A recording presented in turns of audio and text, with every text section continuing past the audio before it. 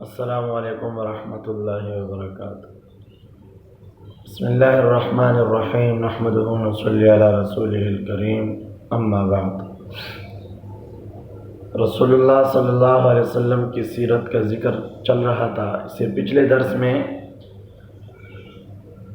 حضور صلی اللہ علیہ وسلم کی ولادت کے وقت اس وقت کی مذہبی حالت کا بیان ہوا، عہد جاہلیت، اور اس وقت دنیا کی حالت اور کچھ مشہور مذاہب تھے، ان کی حالت کیا تھی، ان کا ذکر ہوا۔ آج کا درس یہ سیرت کی تقریباً جو آج تک چل رہا تھا یہ تمہید تھی، اور اصل سیرت کی ابتدا انشاءاللہ آج ہوگی۔ تو آج کی سیرت کا عنوان ہے حضور صلی اللہ علیہ وسلم کی ولادت اور بچپن۔ اب ان میں سے پہلے پہ بات کریں گے ولادت، حضور صلی اللہ علیہ وسلم کی ولادت۔ لیکن اپنی موضوع پر جانے سے پہلے ایک گزارش کرتا ہوں جو بیان کرنے والے کے لیے بھی ہے، سننے والے کے لیے بھی ہے۔ وہ گزارش یہ ہے کہ ہم خود چاہتے ہیں کہ ہم سنیں، تو جو مسلمان اپنے لیے پسند کرتا ہے، حضور صلی اللہ علیہ وسلم نے ارشاد فرمایا وہ دوسروں کے لیے بھی پسند کرے کہ تم میں سے کامل مسلمان وہ ہے کہ جو چیز اپنے لیے پسند کرے اپنے بھائی کے لیے بھی پسند کرے۔ تو ہم چاہتے ہیں ہم سنیں، تو یہ بھی ہمیں چاہیے کہ ہم اور مسلمان بھائی ہیں ہمارے سنیں اس کو۔ تو اس لیے آپ اس چینل کو آپ شیئر کریں، اس کو لائک کریں، تاکہ آپ کے ذریعے سے اور لوگ بھی اس کو سنیں۔ جتنے لوگ سنیں گے، اس پہ عمل کریں گے، انشاءاللہ اس میں آپ کا پورا حصہ ہوگا۔ اور اگر خود ہم چاہتے ہیں کہ ہم پوری سیرت خود سنیں، کیونکہ یہ ترتیب وار ہیں درسوں کے حساب سے، اور ایک درس کا دوسرے کے ساتھ بہت ہی مضبوط ربط ہے کہ اس کے بغیر آپ کو جب تک آپ پہلے نہیں سنیں گے تو دوسرا شاید سمجھ نہ آئے۔ تو اس لیے پورے دروس کو سننے کے لیے، کیونکہ درس بھی مختصر ہوتا ہے، 15 سے 16 منٹ، 18 منٹ، 20 منٹ کے اندر ہی ہوتا ہے۔ تو آپ اس چینل کو سبسکرائب کریں تاکہ آپ کو ہماری ہر نئی ویڈیو موصول ہو، اور اسی طرح اس گھنٹی کے نشان کو بھی دبائیں۔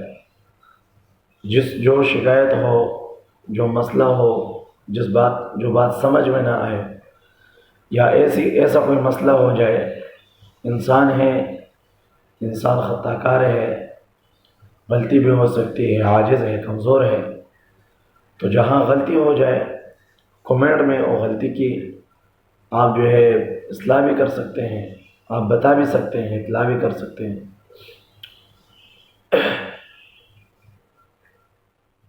تو میں اپنے موضوع پہ جاتا ہوں۔ حضور صلی اللہ علیہ وسلم کی ولادت، عرب میں ایک واقعہ پیش آیا۔ اچھا، ولادت کے تحت ہم دو ہی باتیں کریں گے، ایک عام الفیل کا واقعہ اور ایک حضور صلی اللہ علیہ وسلم کی ولادت کی تاریخ، پیدائش کی تاریخ۔ عرب میں ایک واقعہ پیش آیا جس کو واقعہ کہتے ہیں واقعہ اصحاب الفیل، اصحاب الفیل کا واقعہ، ہاتھیوں والوں کا واقعہ۔ تو جس سال یہ واقعہ پیش آیا تو اس سال کو کہتے ہیں عام الفیل، اور اس واقعے کا نام اصحاب الفیل اس لیے کہا گیا، فیل کہتے ہیں ہاتھی کو، کہ یہ جنگ لڑی تھی ایک لشکر جنہوں نے بیت اللہ پہ حملہ کیا تھا، وہ حملے کے ارادے سے آ رہی تھی، تو انہوں نے گھوڑے اور اونٹوں کا لشکر نہیں بنایا تھا، بلکہ انہوں نے ہاتھیوں کا لشکر بنایا تھا، تو اس لیے مشہور ہوا اصحاب الفیل، ہاتھیوں والے۔ اور چونکہ عرب میں ہاتھی نایاب تھے، انہوں نے ہاتھی کو نہیں دیکھا تھا، اس لیے ہاتھیوں والا واقعہ ان کو عجیب لگا تھا، ہاتھیوں کی لشکر ان کو بڑی عجیب لگی تھی۔ واقعہ کچھ اس طرح ہوا کہ یمن میں ایک بادشاہ تھا ذونواس بڑا جابر اور بڑا متکبر بادشاہ تھا، ظلم اور زیادتی کرتا تھا۔ یہ آدمی کچھ مشرک بت پرست تھا، اس کا عقیدہ بھی کچھ بگڑا ہوا تھا، ایک قسم کا عقیدہ اس کا نہیں تھا۔ تو انہوں نے اس یمن کے لوگوں پر جو عیسائی تھے ان پہ ظلم کرنا شروع کیا، اور ان کو اس بات پر مجبور کرنا شروع کیا کہ تم لوگ توحید سے انکار کر دو اور بت پرستی کو اپناؤ، بتوں کو اپنا معبود بناؤ۔ تو جو لوگ مانتے تھے ان کو چھوڑتا تھا، جو نہیں مانتے تھے ان کے لیے سزا کے طور پہ انہوں نے خندقیں کھدوائی، اس میں آگ لگائے، جو نہیں مانتا تھا اس میں ڈالتے تھے۔ ہزاروں کی تعداد میں اس ظالم نے عیسائیوں کو مارا بے دردی کے ساتھ، وہ اس وقت مسلمان کہلاتے تھے۔ ایک بندہ کچھ کسی طریقے سے ان سے نکلا، بھاگ کر نکلا، ایک عیسائی جو روم پہنچ گیا۔ روم کے بادشاہ کے سامنے انہوں نے اپنی فریاد کی کہ یمن کے بادشاہ نے ہم پہ ظلم کیا، ہمارے سے زیادتی کی، ہماری پوری نسل کو انہوں نے ہلاک کر دیا۔ تو یمن کے بادشاہ نے حبشہ کی حکومت کو،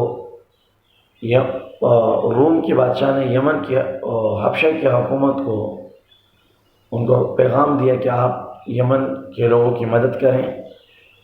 تو حبشہ کی حکومت نے دو آدمی، ایک اریات نامی اور ایک ابرہہ نامی شخص کو لشکر دے کر یمن میں بھیجا ذو نواس کے مقابلے کے لیے۔ یہ لوگ لشکر لے کر آ گئے، ذو نواس کے ساتھ مقابلہ ہوا، ذو نواس کو انہوں نے قتل کر دیا۔ یمن پر ان دونوں کی حکومت ہو گئی، یہ وہاں کے گورنر بن گئے دونوں۔ کچھ عرصے کے بعد ابرہہ نے یہ سوچا کہ میں اکیلے ہی یمن پر حکومت کروں، تو انہوں نے اریات کے ساتھ جنگ لڑی، تو اریات کو اس نے قتل کر دیا۔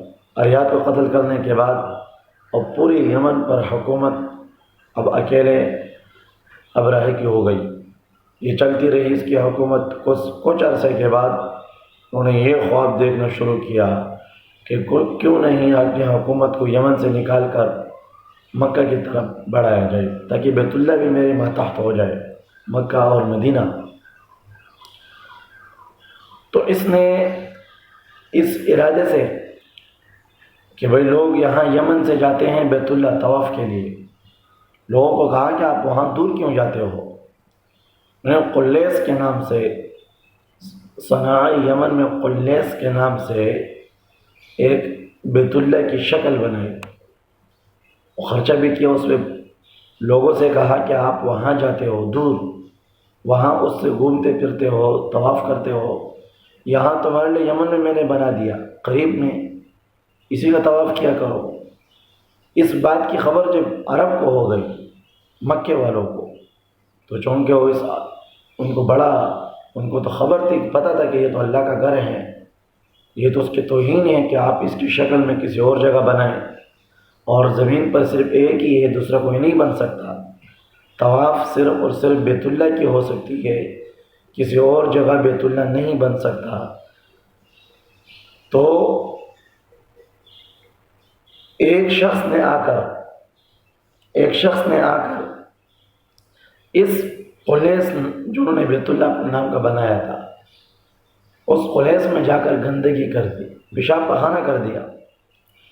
پھر ایک قافلے، عرب کے قافلے کا وہاں سے گزر ہوا، انہوں نے اس کے قریب میں آگ جلائی، جس کی وجہ سے ان کا یہ قلیس جل گیا، اس کو نقصان پہنچا۔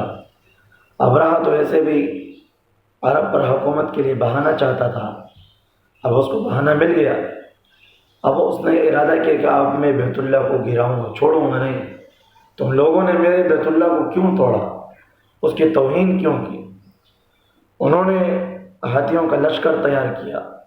اس بات کو وہ جانتا تھا کہ عرب میں ہاتھی نہیں ہیں، وہ ہاتھیوں کو نہیں جانتے، انہوں نے کبھی دیکھا نہیں، تو روب ڈالنے کے لیے انہوں نے ہاتھیوں کا لشکر تیار کیا، اور لشکر تیار کر کے روانہ ہوا۔ چلتے چلتے چلتے مزدلفہ، عرفات مزدلفہ، پھر مزدلفہ سے مینا۔ یہ مزدلفہ اور مینا کے درمیان، اس سے پہلے جب یہ قبیس پہنچ گیا، تو وہاں عرب کے اونٹ تھے، کچھ اونٹ چل رہے تھے، ان کو اپنے قبضے میں لیا۔ اس اونٹوں میں کچھ اونٹ عبد المطلب کے بھی تھے، جو اللہ کے نبی صلی اللہ علیہ وسلم کے دادا ہیں۔ تو انہوں نے عبد المطلب کو جب خبر ہو گئی کہ میرے اونٹ بھی ابرہہ نے قبضے میں لیے ہیں، تو جا کر ان کے پاس ان کے خیمے میں گئے اور کہا کہ ابرہہ مجھے، انہوں نے پوچھا کیوں آئے ہو؟ کہا کہ میں اپنے اونٹ لینے آیا ہوں۔ کہ اچھا آپ اونٹ لینے آئے ہو، اپنے اونٹ کا تو پوچھ رہے ہو، لیکن میں جو بیت اللہ کو گرانے جا رہا ہوں آپ اس کا پوچھ ہی نہیں رہے ہو۔ اس نے کہا کہ میں اونٹوں کا مالک ہوں، میں اپنے اونٹوں کا پوچھ رہا ہوں۔ بیت اللہ کا ایک رب ہے، ایک مالک ہے، وہ خود ہی اس کی حفاظت کرتا ہے، وہ خود ہی اس کو نقصان دینے والے سے پوچھتا ہے۔ بہرحال ان کو اپنے اونٹ دے دیے۔ یہاں سے ابرہہ روانہ ہوا عرفات سے پھر مزدلفہ سے آپ چل کر مینا کی طرف جانے لگے۔ تو یہ مزدلفہ اور مینا کے درمیان ایک وادی ہے، وادی محصر جو بیچ میں، جہاں یہ لوگ جب پہنچ گئے تو ساحلی پٹی سے، ساحل کے جانب سے بادلوں کی صورت میں کچھ پرندے آئے جن کو ابابیل کہا جاتا ہے۔ آج بھی عرب میں بہت زیادہ ہے ابابیل۔ تو یہ ابابیل جب ان کے اوپر سے آئے تو ان کے پاس، ہر ابابیل کے پاس 3 پتھر تھے۔ 2 پتھر انہیں پاؤں میں پکڑے ہوئے تھے، ایک پتھر چونچ میں۔ اچھا، جس ہاتھی پر انہوں نے اس ہاتھیوں والے لشکر کے اوپر آ کر سایہ کیا اور پھر اوپر سے پتھر گرانا شروع کیے۔ اچھا، یہاں یہ پتھر گرانے سے پہلے، یہ وادی محصر میں پہنچنے سے پہلے، جب اندر عرب مکے والوں کو خبر ہو گئی کہ بھائی ایک لشکر آ رہا ہے بیت اللہ کو گرانے کے لیے، تو انہوں نے بیت اللہ میں سب سے پہلے آ کر جمع ہو کر دعائیں کی، بیت اللہ کے غلاف کو پکڑا، رو رہے اور اللہ کے بارگاہ میں دعا کی، اللہ اپنے گھر کی حفاظت کریں، ہم کمزور ہیں، عاجز ہیں اپنے ہی اس دور میں اپنے رواج کے مطابق۔ تو پھر وہ اعلان ہوا کہ بھائی اپنے گھروں کو خالی کر دو، پہاڑوں پہ چڑھو۔ تو پورے بیت اللہ کو خالی کیا گیا، مکے کو خالی کیا گیا اور لوگ پہاڑوں پہ چڑھ گئے۔ یہ لوگ جہاں، یہ ابرہہ کی لشکر جب یہاں وادی محصر میں پہنچی، جو قریب میں ہے، بیت اللہ کے قریب میں، زیادہ فاصلہ نہیں ہے، مینا کے پاس ہے، تو اللہ کے حکم سے ابابیل کی لشکر نے آ کر ان پہ پتھر برسائے، ان پہ سنگباری کی۔ جس ہاتھی پر پتھر لگتا تو ہاتھی پر سوار شخص کے سر پہ پتھر لگتا، اور سر سے نکل کر ہاتھی پہ لگتا، اور ہاتھی سے بھی نکل کے زمین پہ ڈلتا، اور وہ ہاتھی، وہ آدمی وہیں پہ جا کر ڈھیر بن جاتے تھے، ختم ہو جاتے تھے، پوری لشکر تباہ ہو گئی اس کی۔ ابرہہ تو کچھ اپنے جان بچا کر وہاں سے نکل گیا، لیکن نکلنا کیا تھا ان کا کہ جب وہ وہاں پہنچ گیا تو ان پہ بیماری لگ گئی، اس کا گوشت اس کے جسم سے گرنے لگا، اور گوشت گرتے گرتے ایک دن اس کا کلیجہ پھٹا اور وہیں پہ وہ مردار ہوا، ہلاک ہوا۔ یہ واقعہ جب پیش ہوا تو پوری دنیا میں یہ واقعہ مشہور ہوا، اور اس طرح لوگ پہلے عرب کے لوگوں کو زیادہ اہمیت نہیں دیتے تھے، ان کو بڑا جنگجو لوگ، مطلب وہ جھگڑاؤ لوگ سمجھتے تھے، فسادی لوگ سمجھتے تھے، کچھ حیثیت نہیں دیتے تھے۔